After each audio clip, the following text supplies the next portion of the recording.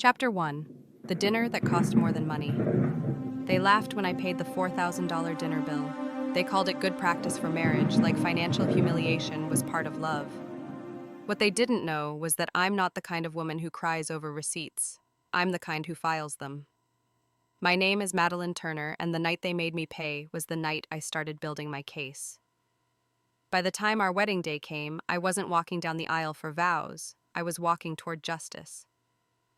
I arrive at La Mirabelle early because I do not like being rushed. Midtown feels like a set that has already been lit before the actors appear, all glass and brass and winter air that smells faintly like rain and perfume. Inside, the hostess leads me past candles in small crystal cups, past tables with pale linen and silver that catches the light, into a private room where a florist has banked white roses along the wall. A string trio works through a soft standard, while staff rehearse the choreography of pouring, clearing, pouring again. My rehearsal dinner looks like old money even before old money arrives. Victoria Carmichael makes her entrance the way some people land a verdict. Pale silk pearl earrings, that trained tilt of the chin that says she expects doors to open. She kisses the air near my cheek and tells the room she is thrilled. Richard follows with the practiced ease of a man who has always owned the check journalists and the outcome. Evan comes last, relaxed, grinning because he enjoys the stage. He squeezes my hand under the table and tells me we can finally breathe. The photographer snaps the first of 100 pictures. I was born in Boston to a mother who ironed everything and a father who believed in balanced ledgers. Nothing about that upbringing taught me to fear crystal stemware. It did teach me to read a room. The Carmichaels sit like a small board at one end of the table, their friends and relatives arranged as if by market capitalization. The toasts begin, and they are beautiful on the surface. People say I am lucky to join such a storied family. They say Evan is lucky to have found a partner who brings stability.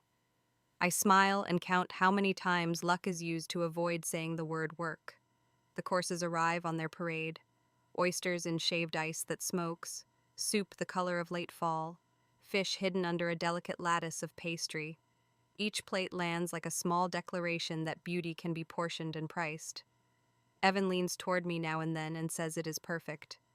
Victoria watches everything as if perfection were her signature. Richard tells a neighbor that he remembers when Midtown actually meant something, as if memory were a currency the rest of us cannot afford. I do not mind sitting quietly. It lets me notice how often the server refills Victoria's glass without being asked, how the cousin on the left photographs every dish but never tastes the garnish, how Richard prefers to keep his cuff just at his wrist bone because it shows his watch in every photo.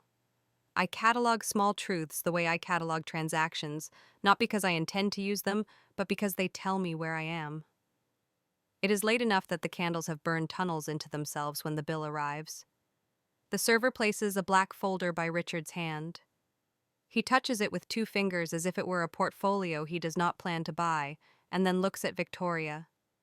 She pats her clutch, smiles, and tells the table she must have left her wallet in the car. A murmur moves across the room like a soft wave. Evan laughs without looking at me and says that pre-wedding chaos is a real thing and that he probably forgot his too. Someone at the far end makes a joke about how marriage is good practice for sharing. Laughter feels effortless for everyone except the woman expected to provide the punchline. The server waits beautifully. That is the only word for it.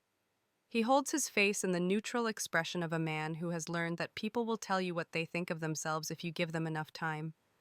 Richard comments that he would run down to the car himself, but the valet has the keys. Victoria is sure the wallet is right there, and that this is all terribly silly. Evan promises he will settle up the moment we get home.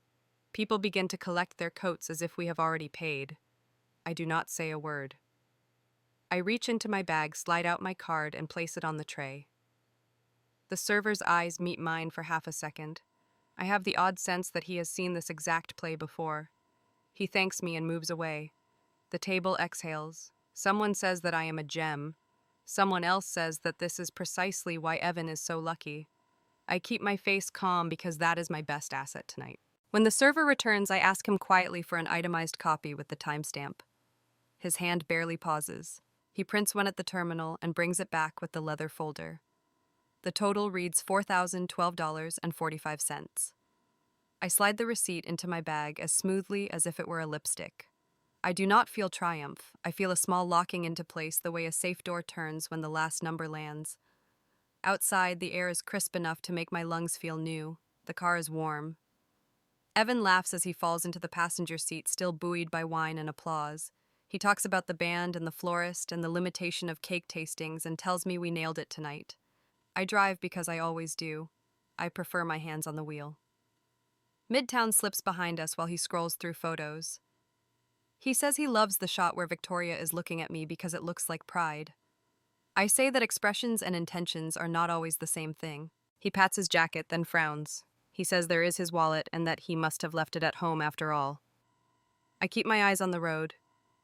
We live 10 minutes away, and during those minutes I count backwards from 100 by threes because it keeps my face quiet. At the apartment, he pulls the leather billfold from the inside pocket of the tuxedo jacket he swore was empty. It looks exactly like every wallet in the Carmichael family. Black, slim, expensive, and thick. He laughs and says he hates himself. He says he will Venmo me right now. He says he will call La Mirabelle in the morning and swap the card if I want the points. He says a lot of small repairs for a tear he cannot see. I take a shower long enough to wash the restaurant out of my hair. I put on a sweater I have owned since graduate school because it reminds me that comfort is something I built, not something someone handed me. The apartment is quiet, and it is that kind of quiet that makes decisions easier.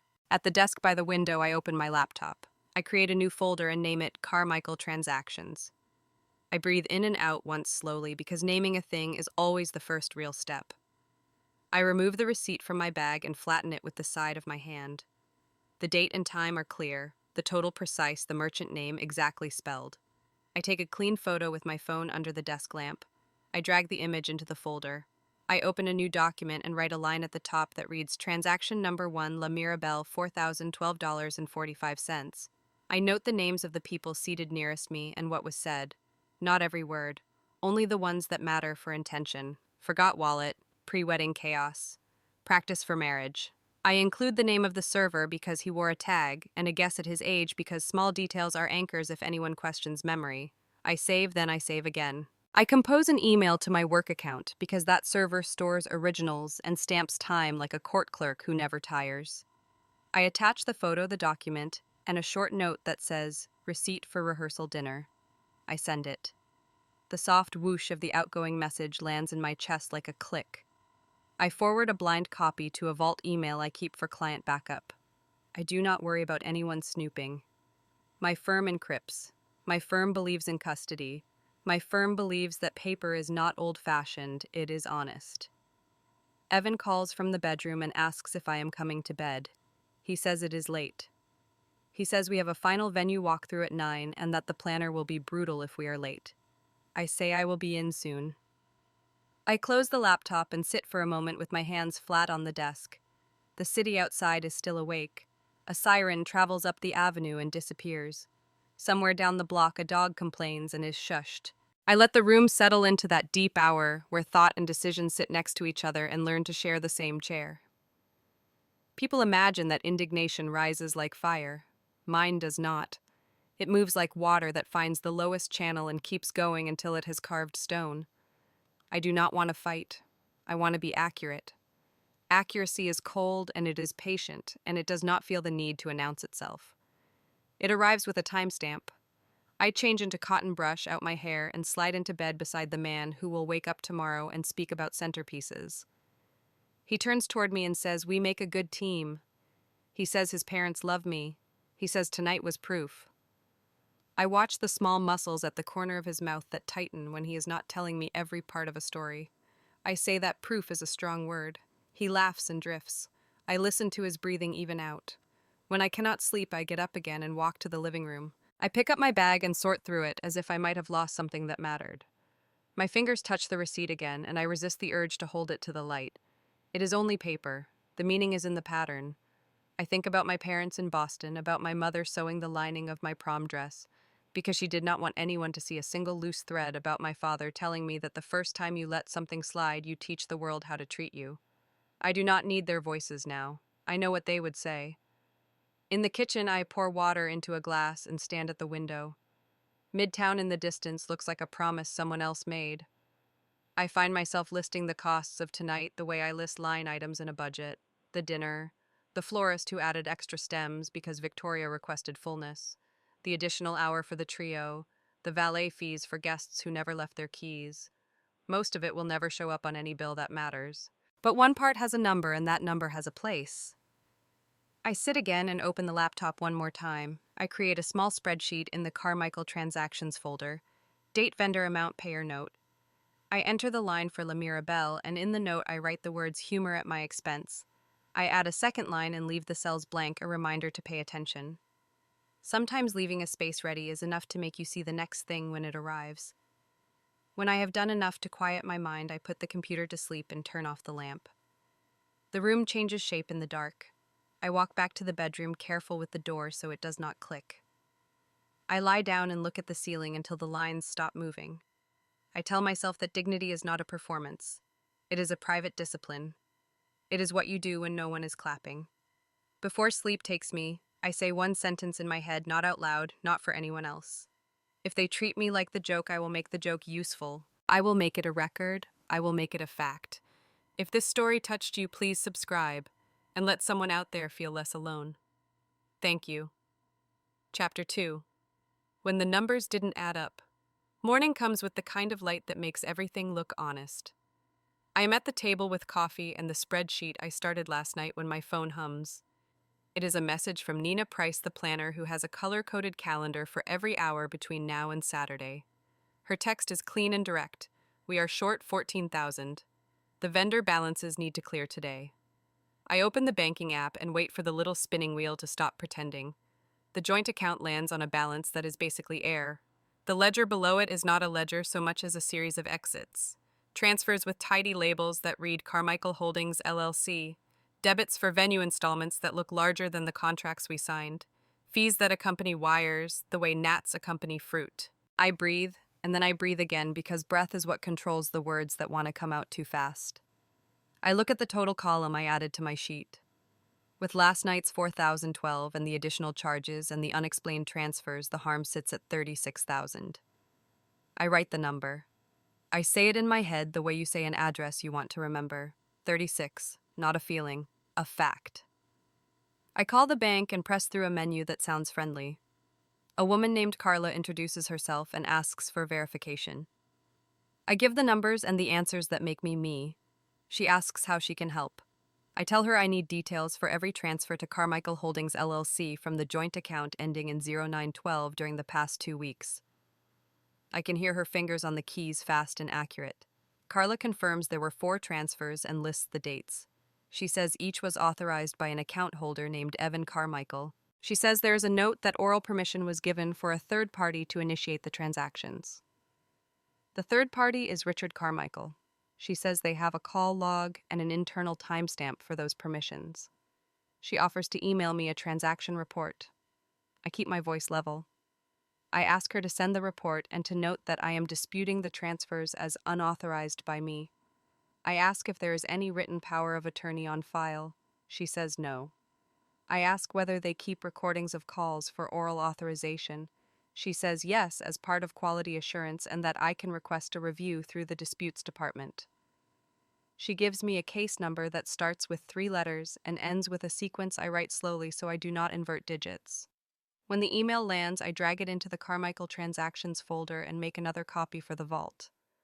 I forward the case number to my work email with 2 words, call log. Then I text Nina. I tell her I am addressing the shortfall today and that no vendor should stop work. She replies with a heart and a reminder that the seating chart is due by 3. I say I will deliver. I drive to Evan's place because I do not want this conversation to share walls with my desk and my bed. The doorman smiles the way doormen smile when they believe they are part of a story with a good ending. Upstairs, the apartment smells like espresso and new leather. Evan opens the door in a perfect white shirt and says I am early and that Victoria and his father are on their way. He looks happy to see me until he looks past me to the envelope in my hand and understands that this will not be quick. I sit at the end of the couch where the morning light is strongest. It makes the dust in the air visible. I pull my phone from my bag, slide it into the side pocket, and press the button that turns the audio icon red. I can feel my heart in my throat, and I tell it to go back to work where it belongs. Victoria arrives like a weather front. Silk blouse, sunglasses pushed to the crown of her head, a smile that knows cameras. Richard follows with the soft command of cologne and cufflinks. He says we should not waste a pretty morning on stress. Victoria says everything is almost done and that she cannot wait for Saturday because it will be beautiful and unifying. I say we need to talk about the joint account. Silence moves in and sits down between us. I tell them the balance is essentially empty and that there were transfers I did not authorize to Carmichael Holdings, LLC. I tell them Nina has an outstanding $14,000 for vendor balances due today. I tell them the bank recorded oral permission from Evan to allow Richard to move funds. I ask why. Evan lifts his hands like he is soothing a skittish animal. He says my father is just helping manage cash flow before the final payouts and that everything will get squared. He says the transfers were temporary and that he would have explained once the last deposit from one of his accounts cleared. He says this is what families do. Victoria adds that once two people marry, there is no his and hers, and that I should relax into the comfort of that truth. She says money is a tool and that men who know how to use tools should be allowed to. Richard sits back and crosses an ankle over a knee. He says the venue gave a discount if we moved early on a larger installment, and that he covered gaps as a favor. He says the LLC is a simple holding entity, and that moving money in and out is just how efficiency looks when you are in this tax bracket. He says I would understand if I had ever run a real fund. He smiles as if we are colleagues who agree on principles. I say that joint means joint, and that authorization means written when you are moving someone else's money. I tell them there is no power of attorney, no written consent by me, and no justification for 4 transfers that left the account without my knowledge. Evan calls me intense. He says I am making drama out of process. He laughs in that careful way that tells a room not to worry. He says he will fix it tonight. He says he will call the bank and reverse everything, and that my stubbornness is why he loves me. Victoria leans forward and touches my knee with a hand that has worn a diamond for 40 years. She tells me to breathe. She tells me that marriage is a merger in the best sense, and that I will sleep better when I accept the safety of a family that knows how to handle things. She says the words, handle things like a blessing. My phone is still recording in the pocket of my bag, and I let it capture each sentence cleanly. I ask one more time for a simple answer. Did you move money from our joint account without telling me? Evan says he gave his father permission to arrange vendor payments and that he assumed I would be fine with it. Richard says permission is permission and that he made calls as a courtesy to keep everything on schedule. Victoria says the true mistake here is tone. I stand because my body needs the message that I am not sitting in their frame. I tell Evan I will send him Nina's updated balance sheet and that the $14,000 must clear today. I say any further transfers require my written authorization and a heads up that is not an after-the-fact apology. I say I have requested call recordings from the bank. Richard tells me not to escalate in ways we will all regret. I tell him I prefer paper to regret. Evan follows me to the door and lowers his voice into the private register he uses when he wants to be forgiven. He says I am scaring him a little. He says he is trying. He says his parents are old-fashioned, and that getting through these last days requires grace. I say grace is not a currency, and that it should never be used to buy silence. On the sidewalk, my phone stops the recording with a soft pulse. I label the file in my head. Evan and parents' living room 1015 oral authorization confirmed. I text Nina that the balance will be paid today and that I will send her a wire confirmation number. I stand there for a full minute because I want my pulse to be steady when I do the next thing. The next thing is a call to Tessa Morgan. We met in an economics lecture where the professor believed capitalism could be gentle, and we have been testing the premise ever since. She picks up on the second ring and says, I sound like I have already had a fight. I say I have had a conversation that did not deserve the title of fight because the outcome was not in doubt. I outline the transfers, the lack of written permission, the bank's oral authorization note, the timeline, the vendor shortfall, the names of the entities, the case number. Tessa is quiet for a few seconds, the way she is when she is constructing a bridge she intends to walk. She asks for the transaction report and the call log case number. She asks whether any part of the account setup allowed unilateral transfers without dual approval. I tell her no. She asks whether any joint account agreement or prenuptial terms exist that could be interpreted as consent. I say no prenup, and the joint account is new and basic. She says this smells like conversion and possibly fraud and unjust enrichment. She says those are not accusations to throw like confetti, so we will treat them as precise tools. She says the first thing we do is secure every piece of evidence with a chain of custody that no one can poke holes in. She says we start the requests for the bank's audio files now because those can take time. She says we pull copies of every vendor contract so we can match the amounts and dates to the debits. I say I can meet her this afternoon. She says bring the laptop, the receipts, any screenshots, and a portable drive. She tells me to forward nothing to the Carmichaels. She wants the element of surprise on our side. She also tells me to keep my voice even with Nina and the vendors, so we do not create smoke we cannot control. I say fine. Before I head to Tessa's office, I go back to my place and sit again at the window desk. I pull the email from the bank into the folder. I make a new subfolder called Audio Requests and save the case number into a simple document so I can find it quickly when the bank calls back. I export the account activity into a CSV and add it to the sheet I started last night. I reconcile the running total. I print a hard copy and slide it into a manila envelope labeled with a date and my initials. Then I open a new note and write down exactly what each person said in the living room. Not flowery versions. The words that matter. When you marry, everything is shared. My father is helping manage. Oral permission given. Do not escalate. I note the time. I pull the audio file from my phone and duplicate it to the drive I will bring to Tessa. By the time I cross town to her office, the sky has not decided whether to be bright or honest. Tessa sits with her hair up and her sleeves rolled in a legal pad that has never known a doodle. She reads the bank email twice. She skims my spreadsheet and nods when she hits the totals. She plugs in the drive and checks the audio. The room fills with the soft echo of Evan explaining and Richard soothing and Victoria redefining boundaries as etiquette. Tessa pauses it and looks up at me. She says we start a chain. She numbers each item. Exhibit A is the receipt from La Mirabelle. Exhibit B is the bank email with transaction details. Exhibit C is the audio file of the conversation in the apartment. Exhibit D will be the bank call recordings when we get them. Exhibit E will be the vendor contracts and invoices. Exhibit F will be the joint account agreement. She writes each letter in clean block print. She assigns me to gather scans of the contracts tonight. She assigns herself the task of submitting a formal preservation letter to the bank so no one deletes a single byte. She says this calmly, the way a surgeon says we will do this, and then this, and then this. She asks whether I want her to reach out to the Carmichaels now. I say no. I say I want to see whether the 14,000 moves by close of business, and whether the next words out of Evan's mouth are responsible ones. She nods. She says patience is a strategy, not a personality trait.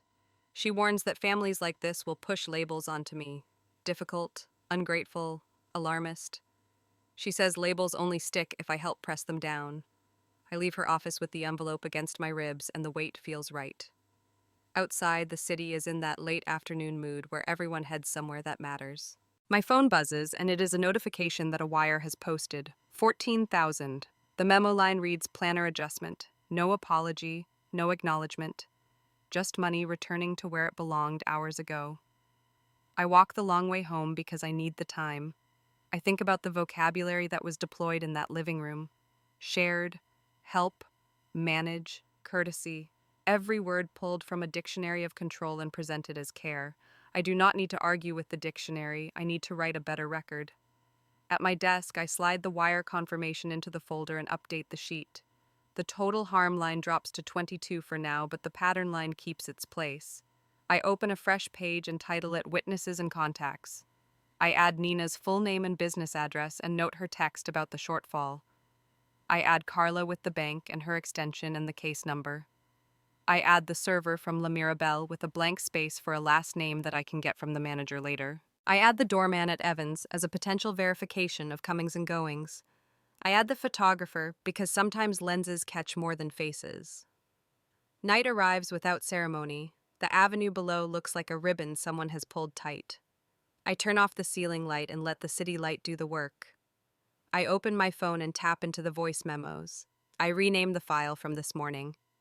Apartment conversation, living room timestamp included. I press save and watch the little bar crawl across as the system locks the changes. I stand there a long time with the window cold under my fingertips and the soft hum of traffic in my ears. There is a relief in moving from hurt to work. It makes the air easier to pull in and easier to let out. My mother used to say that if you keep your hands busy, your heart will remember its job. I do not know if she meant spreadsheets and audio logs, but tonight it feels true. When I am finally tired, I close the laptop and place the envelope with the exhibits in the drawer where I keep passports and the deed to my car. I lock it because ritual matters. I take one last look at the city and its insistence on continuity. Then I turn away from the window and let the dark have the room. If this story touched you, please subscribe and let someone out there feel less alone. Thank you, Chapter 3, The Wedding That Became a Trial. Morning came clear and sharp, the kind of New York morning that looks polished before it begins. I woke to messages from Nina, all logistical optimism. The flowers had arrived, the quartet was rehearsing, the plaza ballroom was perfection. Every message read like punctuation marks on a timeline that I already knew would not reach its intended end. By 10, I was in the bridal suite with a view of Central Park. Stylists moved around me with the careful reverence reserved for porcelain. They spoke in small, cheerful tones about angles, veils, and perfect skin. I let them talk. I let them pin and smooth and powder. Inside my chest, everything had gone quiet. It was the silence that happens when a plan stops being an idea and starts being action. Victoria swept in an hour later wearing pale blue. She kissed my cheek like she was touching air and called me radiant. Richard followed, inspecting the flower arrangements as if he had underwritten them. Evan appeared last, a flawless groom in black tie. His smile was effortless, practiced for cameras. He looked at me and said, "Ready for our big day, Maddie?" "Ready," I said. And he kissed my forehead, the gesture of a man certain that the story would end the way he wanted. Photographers entered, snapping, calling us beautiful, perfect, timeless. Victoria loved that word. She directed the angles like a film producer. "Maddie, tilt your chin, dear," she said. "You'll thank me when you see the proofs." I smiled on cue and held the bouquet of white roses. I thought of how the first record in my folder had also been roses, candles, and laughter. The symmetry was almost art. When the time came, the doors opened and the ballroom unfolded in gold. Guests rose, the music swelled, and for a moment I felt a wave of nostalgia for what this could have been if integrity had been love's language. I walked the aisle alone, not because I lacked family, but because I wanted no one attached to what would happen. The officiant greeted us under an arch of orchids. Cameras flashed. Richard adjusted his tie and whispered to a guest, "The Carmichaels always do things properly." The ceremony began with speeches of family tradition. Victoria spoke first, her voice smooth and clear, praising heritage loyalty and the importance of family unity. She called me an excellent addition. The applause was polite, the smiles tight. Richard took the microphone next. He held it like a stock report. "Today," he said, "my son doesn't just marry a beautiful woman, he secures a future with someone who understands value. A good partnership always appreciates over time." Laughter rippled through the room, exactly the kind that people give when they want to belong. Evan grinned, squeezing my hand. "She's my insurance policy for every market downturn," he added. "I'm marrying the smartest woman I know. She'll make sure we never go bankrupt." The laughter grew louder. Some guests clapped, a few cameras flashed. I looked at him, then at his father, and the words felt like signatures on something I never agreed to sign. I stepped toward the microphone before anyone could start another toast. My fingers were steady around the bouquet. The room hushed slightly, expecting gratitude. "Thank you for the kind words," I said softly, "and thank you for the lessons on value." A few guests laughed politely, unsure of my tone. I continued, calm but deliberate. "People often mistake numbers for worth. They forget that honesty is its own kind of currency." Richard shifted in his seat. Victoria's smile froze into something fragile. I could see the door at the back of the ballroom open. A man in a navy suit stepped inside, his gait steady and professional. Grant Lewis, licensed process server, familiar face from a decade ago when we were both younger and less cautious. He walked the aisle like a man with purpose, not haste. He reached us at the front, nodded briefly to the officiant, and turned to Evan. Mr. Carmichael. Evan looked puzzled but amused. "Yes," Grant extended a sealed envelope. "Service of process. Verified delivery. A murmur spread through the guests. Evan chuckled, thinking it was a prank. Is this a wedding gift? He said, glancing toward his father. Did someone plan a joke? Grant simply replied. You've been served, then stepped aside and left through the same door, his duty complete. Evan opened the envelope. His smile faltered as his eyes ran over the first page. The blood drained from his face, leaving him pale beneath the ballroom lights. He whispered, civil summons. Fraud and conversion complaint, as if the words themselves had bitten him. Victoria stood abruptly. What is this nonsense? She demanded. Richard reached for the papers, scanning the heading. His expression hardened. This isn't possible, he said quietly. I took the microphone again, my voice still calm. It's possible, I said, and legal. I filed it this morning with the Manhattan Civil Court. A collective silence settled, the kind that vibrates. Reporters instinctively raised their cameras. The clicks began like rain. I turned slightly to face the guests. I want everyone here to know, I said clearly, that this ceremony stops now.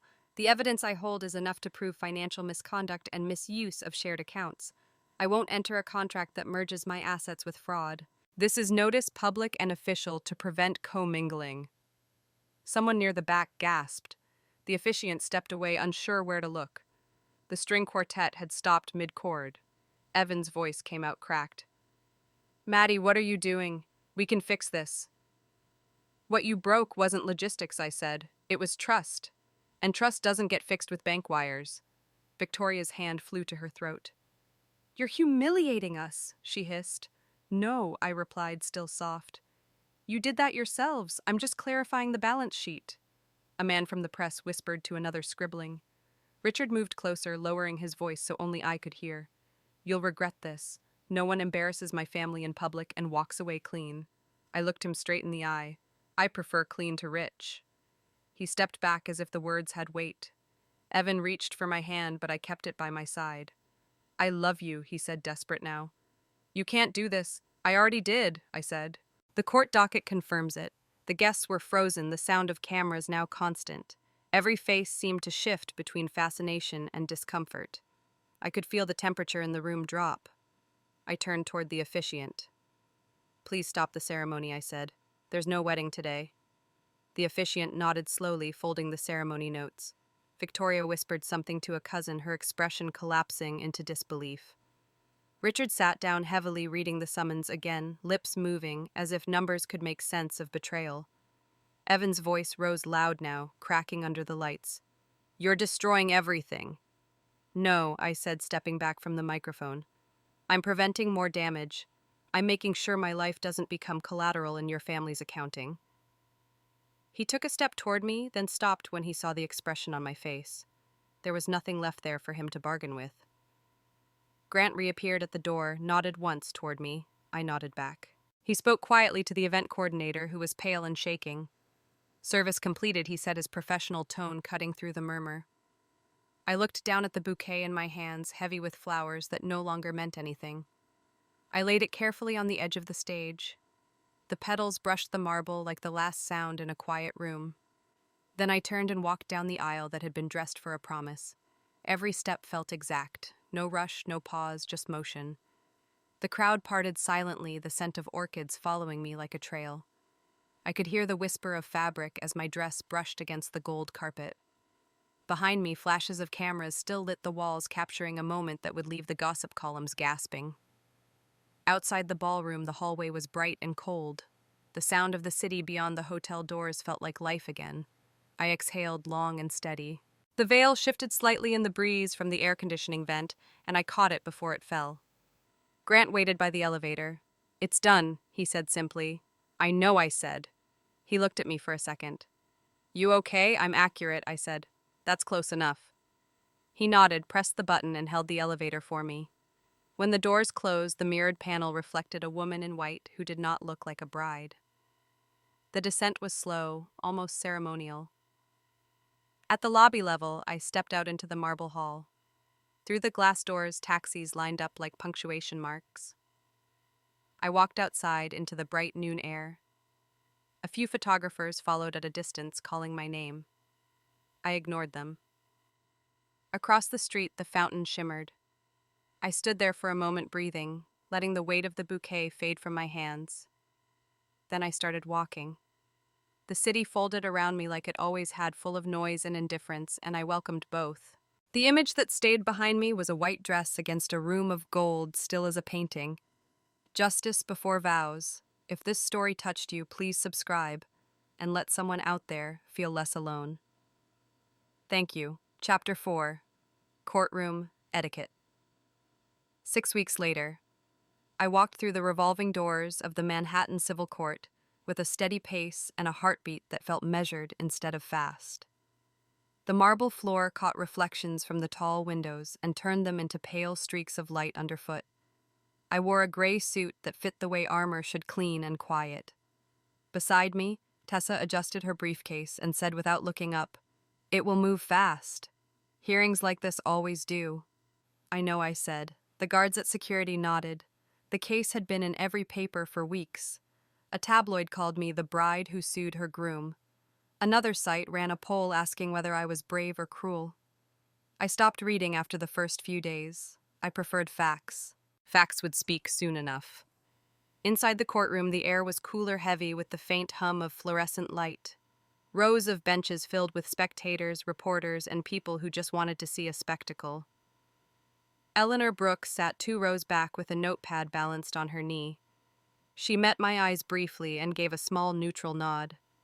At the front, Judge Marianne Cole presided. She was in her late 40s, her expression both alert and tired, the face of a woman who had heard too many excuses.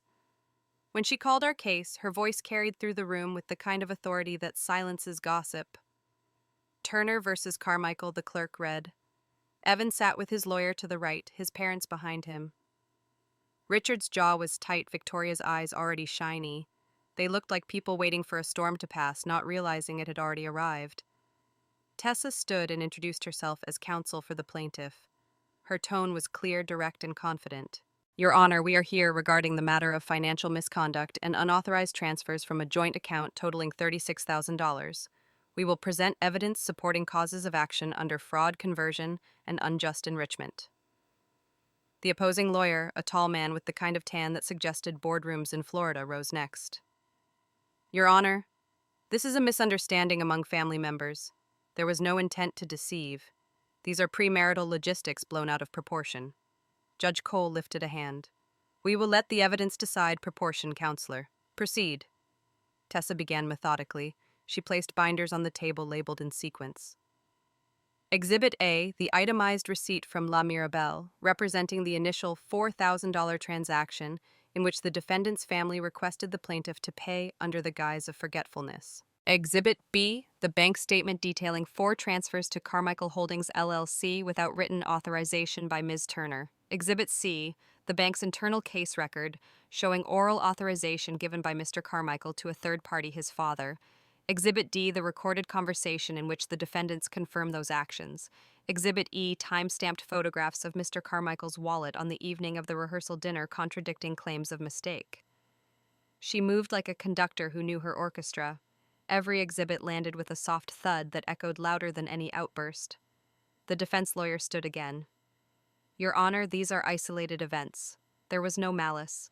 My client simply assisted in managing the wedding payments. We maintain that Ms. Turner consented by implication." Tessa looked at him without smiling. Consent by implication doesn't move $36,000 through 4 separate accounts. It requires written consent, not family tradition. The lawyer gestured toward Richard. "Mr. Carmichael has extensive experience in finance. He acted to ensure efficiency, not personal gain." Tessa turned back to the judge. "Efficiency doesn't justify misappropriation.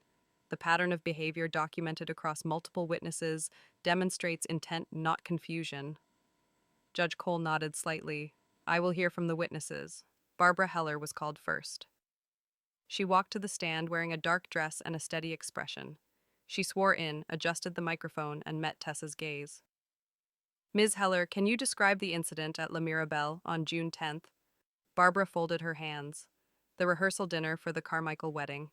The bill came to $4,012 and some change. Mr. Carmichael Sr. reached for his wallet, then laughed and said he must have left it at home. The son checked his pockets and said the same. Miss Turner paid.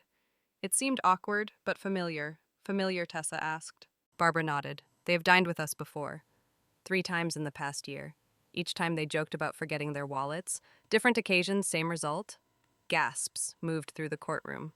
Tessa let the pause work.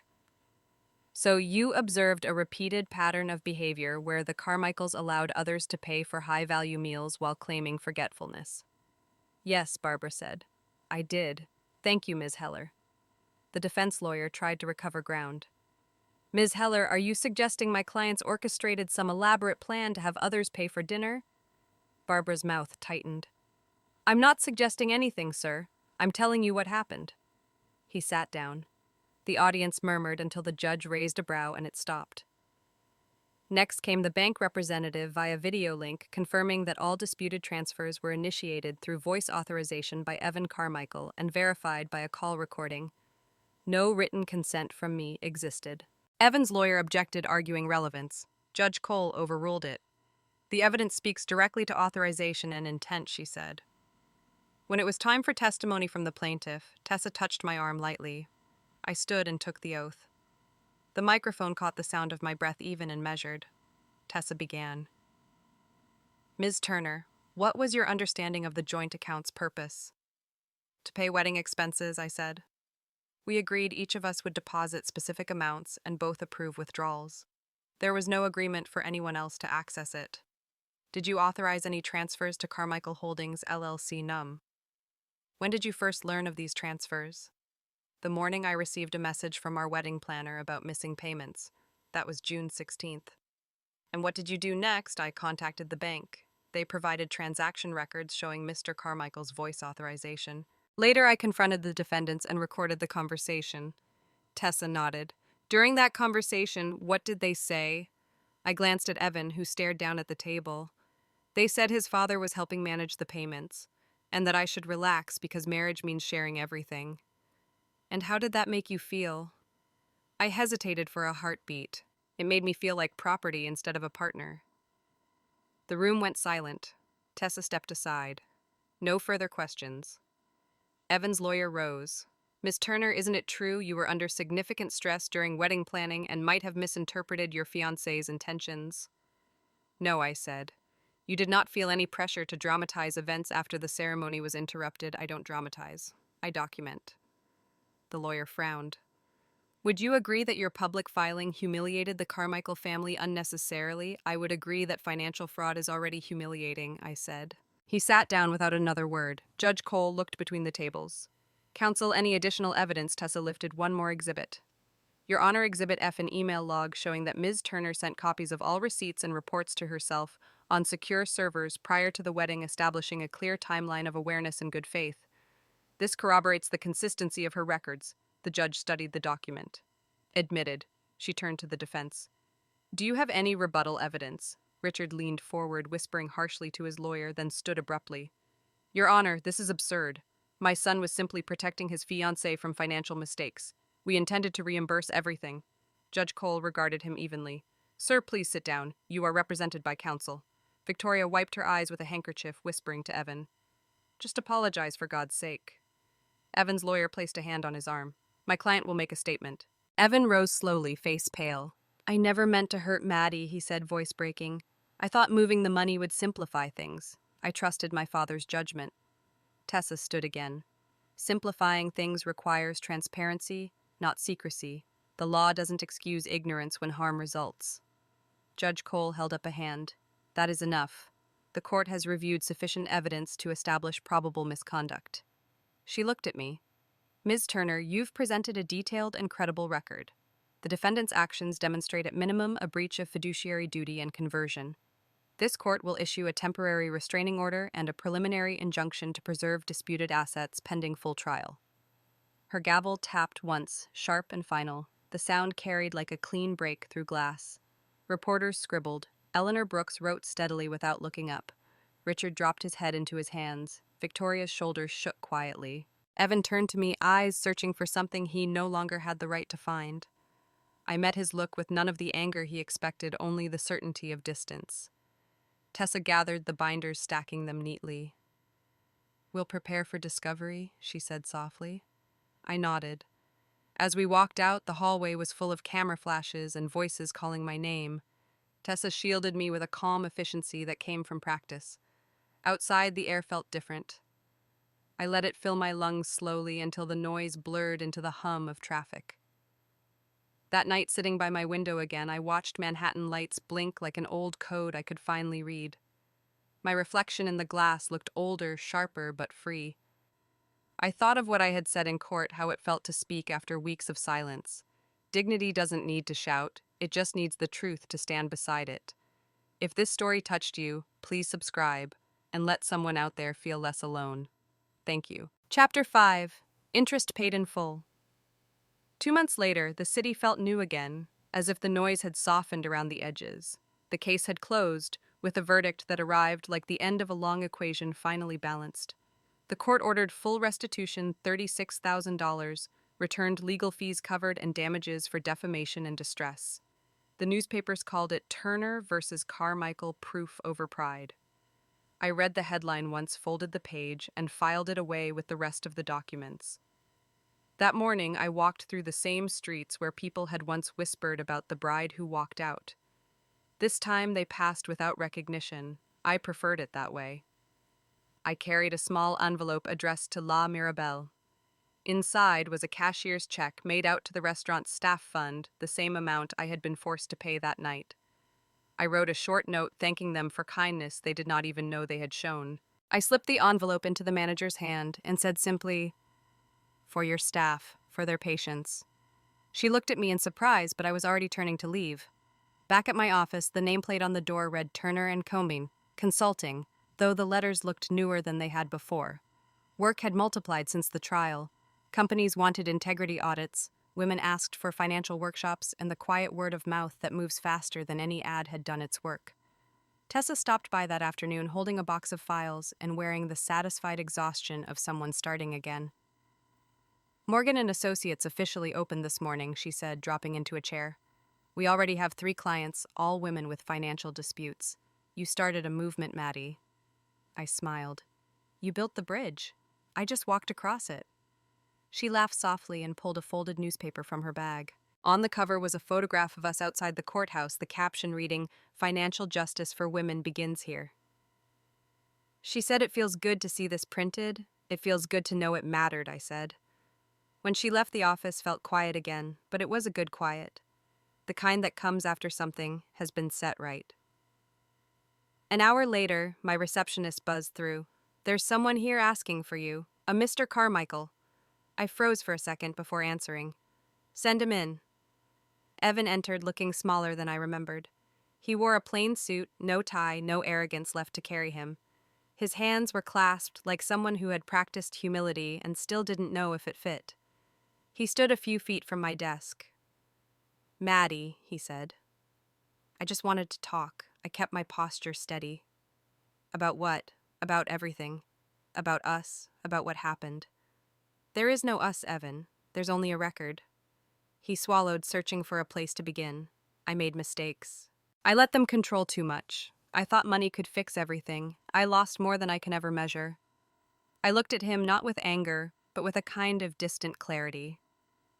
"I warned you once that trust isn't a loan. You can't pay it back with interest after you default."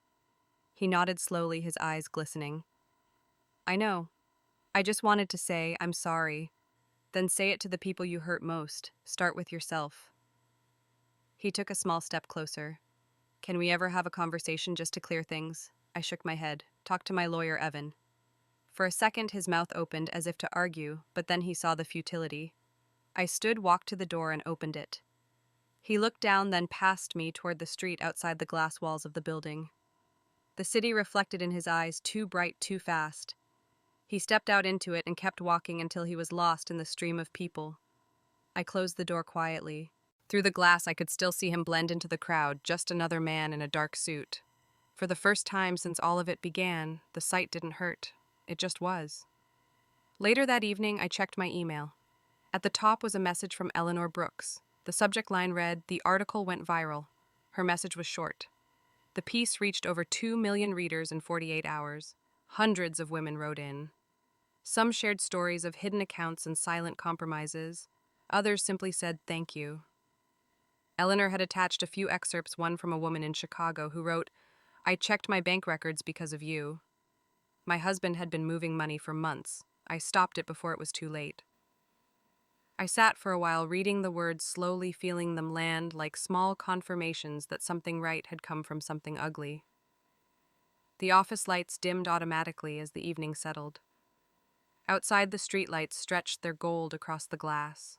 I looked around at the space that had carried me through all of it. The folders, the quiet hum of the computer, the plant on the windowsill that somehow kept thriving even when I forgot to water it. The phone buzzed again. Another message, this time from a potential client requesting a meeting for tomorrow morning. I wrote back, yes, without hesitation. The next day, the client arrived just after 10. She was in her 50s, confident in that way, earned through years of surviving industries that forgot her name. We reviewed her portfolio, discussed safeguards, and prepared a plan. As she signed the contract, she smiled and said, "I read about your case. Turner versus Carmichael Wright. You won." I met her gaze and smiled back. "No, I just won myself." She laughed softly, gathered her papers, and said she'd see me next week. When she left, the office felt full of light.